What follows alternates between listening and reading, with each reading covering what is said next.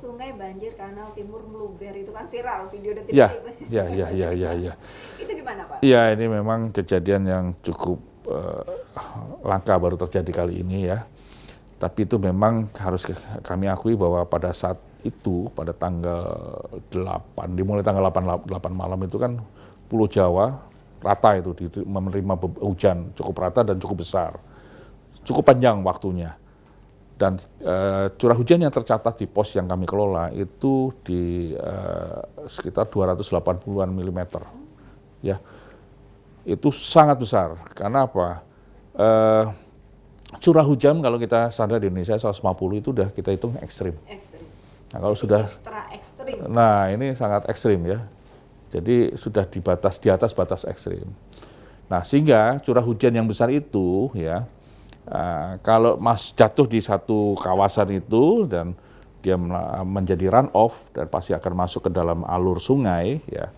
Nah, apabila besar ya, curah hujan besar juga bahkan membangkitkan debit yang juga besar.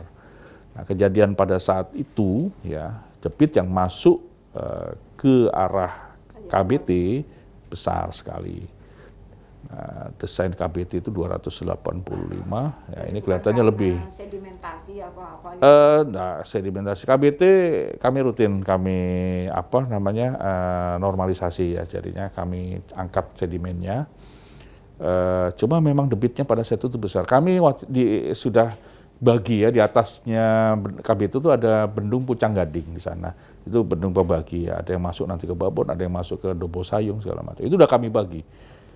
Itu pun ada efeknya ya, di Dombo Sayung itu ada satu titik yang karena sudah tidak mampu juga karena limpasan yang besar itu, ya juga harus melimpas dan tanggulnya jebol juga. Nah, seperti itu dan nah, cuma memang kami kemarin cek kejadian-kejadian banjir ini memang kelihatannya dilihat juga ada sedikit hambatan itu di rel kereta api yang melintas. Ada rel kereta api yang melintas di hilirnya KBT itu yang sudah ke arah hilir itu. Nah, di situ terjadi limpasan, ya kan, terjadi limpasan. Jadi memang karena ada hambatan di sana. Memang posisi batas bawahnya jembatan kereta api itu masih harusnya kan di atasnya ini parapet kami ya, ini justru di bawah. Nggak bisa ditaruh di atas? Ya kami ini harusnya dari harus KAI yang punya kewenangan ya. Ya ini memang harusnya nanti kami bisa sampaikan ke KAI untuk bisa mempertimbangkan kembali elevasi jembatannya. Sebaiknya tuh kalau bisa harus diangkat supaya itu nanti tidak akan menghambat aliran dari sungai dari kanal banjir timur gitu.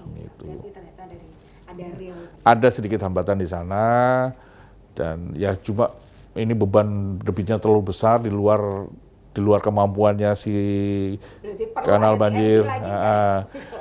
Ya kalau saya pikir ya ini saya bilang memang cuacanya cukup ekstrim ya karena banjir itu lebih dari 7 hari curah hujan itu terjadi selama 7 hari hampir malah sampai di daerah yang timur itu sampai ada yang 10 hari berturut-turut menerima hujan. Jadi kita sangat bisa bayangkan memang terjadi ada siklon ya di sisi selatan. Ini yang mengakibatkan sehingga Pulau Jawa itu menerima curah hujan yang cukup tinggi selama waktu yang cukup panjang. Nah, mengakibatkan ada beberapa tadi sungai-sungai yang akhirnya tidak mampu menerima beban.